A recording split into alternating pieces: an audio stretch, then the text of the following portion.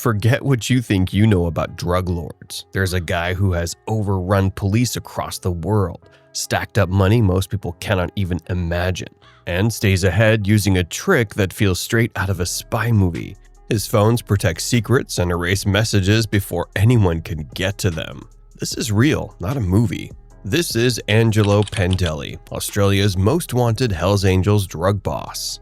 From a kid in a tiny bar to a guy nobody can catch. How did he do it?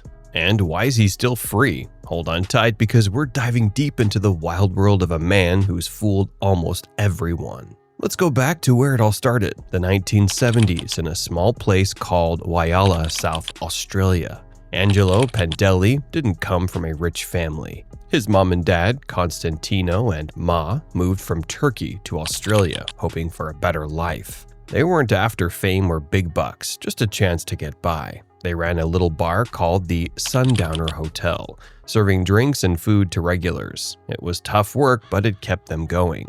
Young Angelo grew up in that loud, smoky place, watching his parents work hard. They wanted him to do well, maybe go to school, get a job, or start a shop someday. But Angelo, he was looking somewhere else. As a teen, he wasn't big on books or desks. He liked the roar of bikes, the shine of leather jackets, and the respect you get when people know you're tough. When his family moved to Adelaide, Angelo started hanging out at rough spots, bars, clubs, places where deals happen in the shadows. That's where he met John Pike, a guy who flipped his life upside down. Pike was not just some bar owner, he had connections. He ran a club called Heaven in Adelaide, a place packed with all the shady business. And he saw something in Angelo: guts, loyalty, maybe a spark of ambition. Pike gave Angelo a job as a bodyguard at Heaven. But this wasn't about tossing out drunks. Angelo's job was to keep rival biker gang guys away. Folks from groups like the Gypsy Jokers who didn't mess around. Angelo was young, strong, and ready to show what he could do. He never saw this as a paycheck. It was his way in. A move towards something bigger, more serious, and far more dangerous. Heaven was where it all started. Angelo didn't hesitate. He wanted in, and he was ready. He started meeting big players, including guys from the Hells Angels. These weren't just bikers. They were legends in Adelaide's crime scene, moving drugs, weapons, whatever made cash. Angelo didn't want to just watch. He wanted to play the game. When you speak of the Hells Angels, they aren't some casual bike club. They started in California back in 1948 and spread all over, from Canada to Australia.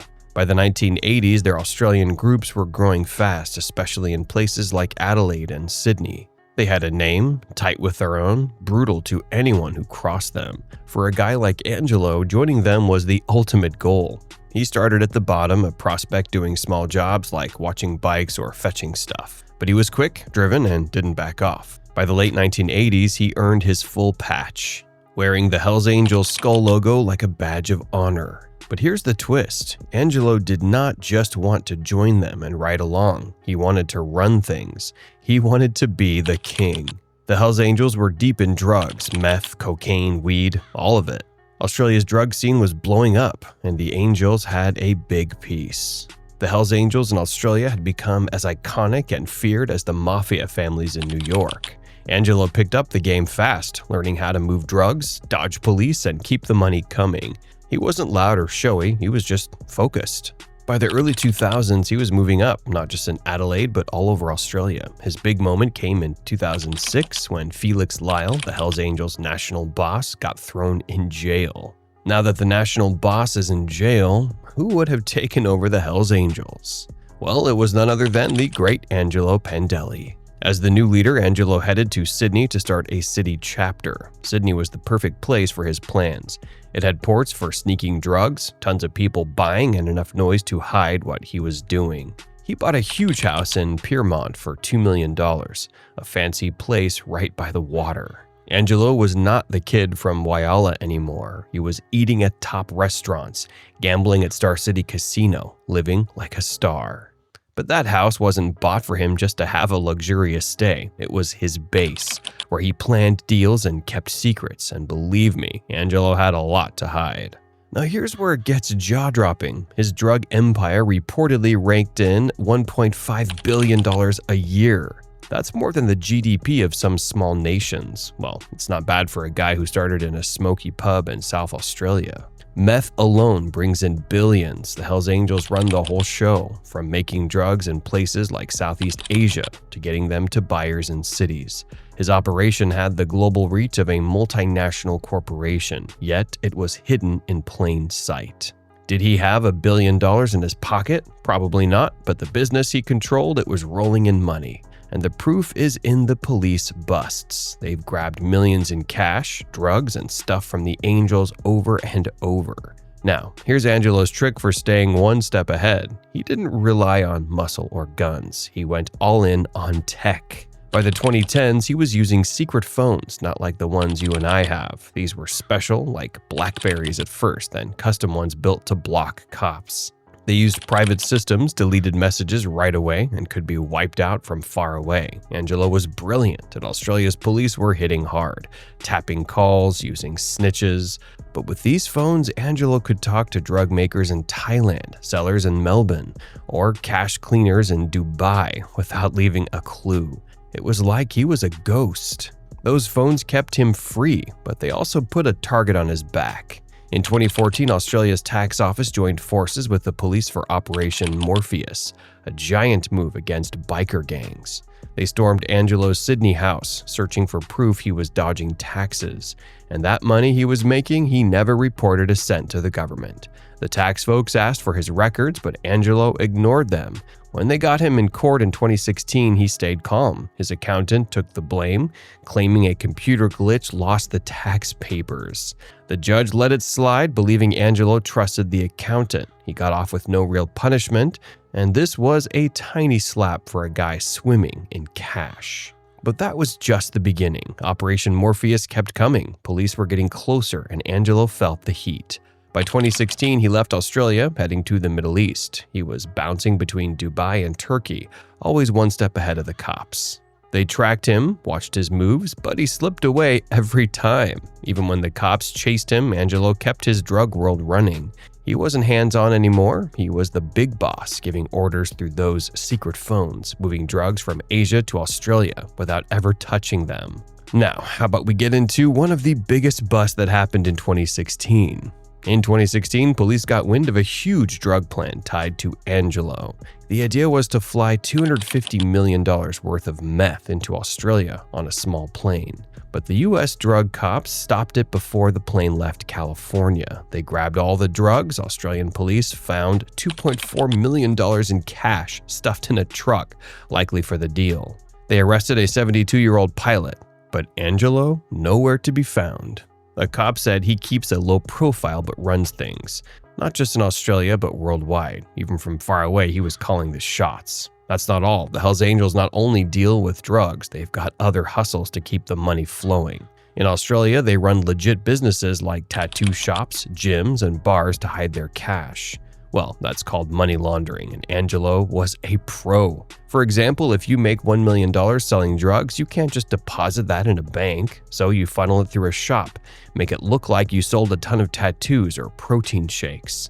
Police know this, but proving it is tough. Angelo's crew had layers of people handling the dirty work, keeping his name clean. But his life wasn't all smooth though. Being a drug lord sounds flashy, but it's stressful. Rival gangs like the Comancheros or Bandidos were always a threat. These guys fight dirty, shootings, stabbings, bombs. In the 2000s, Australia's gang wars were brutal, especially in Sydney. Angelo had to watch his back 24/7. Then there were the cops, always sniffing around. Australia's laws got tougher, with task forces like the Australian Criminal Intelligence Commission targeting bikers. They could seize your house, your bike, anything if they thought it was tied to crime. Angelo stayed free, but it took work. And the billionaire life, Angelo was living it. In Sydney, before he fled, he was a regular at fancy spots like waterfront dinners, private casino rooms, top-shelf whiskey. His Piermont house had views most people only see in magazines. When he moved to places like Dubai, it got even wilder. Dubai is a playground for the rich. Skyscrapers, gold-plated cars, private islands. Angelo blended in, just another guy with too much money. He wasn't throwing cash around like a rapper though. He was quiet, smart, keeping his moves hidden. And his wife, Carrie, was doing well with a fashion brand in Bali. That's another layer. While Angelo ran drugs, she built a legitimate business selling clothes to influencers and tourists. Was it a cover? Maybe. Bali's close to Australia, a hub for moving cash and goods. Either way, it shows how Angelo's world mixed legal and illegal, making it harder for cops to pin him down. He was no longer a normal biker, he was a businessman, playing chess while others played checkers. Also, let's not forget the Hells Angels code. Loyalty's everything. You don't snitch, no matter what. Angelo lived by that. Even when police raided his house or arrested his guys, he never talked. That's why he stayed on top. His crew trusted him, from the prospects guarding stash houses to the accountants cooking books. But loyalty cuts both ways. Betrayal's a death sentence. The Angels have a history of dealing with traitors, and it's not pretty. Angelo knew the risks but kept his circle tight. By 2018, things got hotter. A drug bust in Spain, tied to a Hells Angels network moving cocaine and weed from Malaga to Germany. Angelo's name came up as a key player. Europol said the group used encrypted apps to plan it all. Does that sound familiar? Yes, Angelo was still running things, even from thousands of miles away. Police grabbed drugs and cash, but Angelo stayed free. He was in Turkey or Cyprus by then, places where money talks and deportations were tricky. Cops were close, but never close enough. Fast forward to 2025, Angelo's still out there, a ghost in the system. Australia's police haven't given up. They've got files on him thicker than a phone book, but he's careful. Those encrypted phones, still his lifeline. The drug game's changed with new tech like blockchain for payments and drones for drops. But Angelo adapts. His network's too big to fall. Meth's still king in Australia, worth $11 billion a year, and the Angels have their hands all over it. Angelo's not the only boss, but he's one of the biggest. What's his life like now? Hard to say exactly. He's not posting selfies on social media. But picture this. A guy in his 50s, maybe sipping coffee in an Istanbul cafe, checking his phone for coded messages. He's got houses in a few countries, bank accounts under fake names, and a network that stretches from Bangkok to Brisbane. He is not relaxing on a yacht all day. He's working, always planning the next move. Cops, rivals, even his own guys could turn on him. That's the price of being Mr. Big Boss. The Hells Angels are still strong too. In Australia, they've got over 400 members across 40 chapters. Globally, it's thousands. They're not a gang, they are a brand. They sell merch, throw parties, even do charity runs to look good.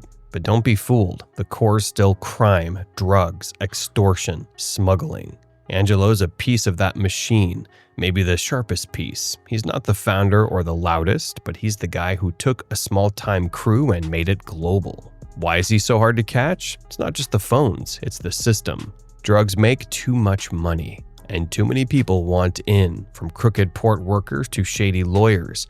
Angelo's got help. Australia seized $1.7 billion in drugs since 2020, but that's a drop in the bucket. For every bus, 10 more shipments get through. Angelo knows this. He plays the long game, staying calm while others panic. That's what makes him different. His story's not over. Maybe he'll slip up or trust the wrong guy, or maybe he'll vanish for good, retiring to some island with a new name. He's a mastermind, and so far he's proven it.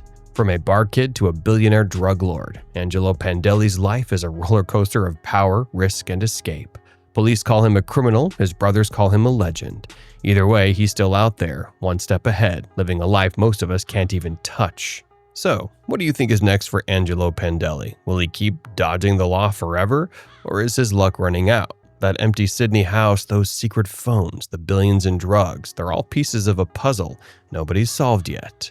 What do you think? Is Angelo Pandeli a genius crime boss or just a lucky outlaw who keeps slipping through the cracks? Drop your take in the comments below. And if this wild ride had your jaw on the floor, hit that subscribe button because we've got more real-life stories that sound crazier than Hollywood.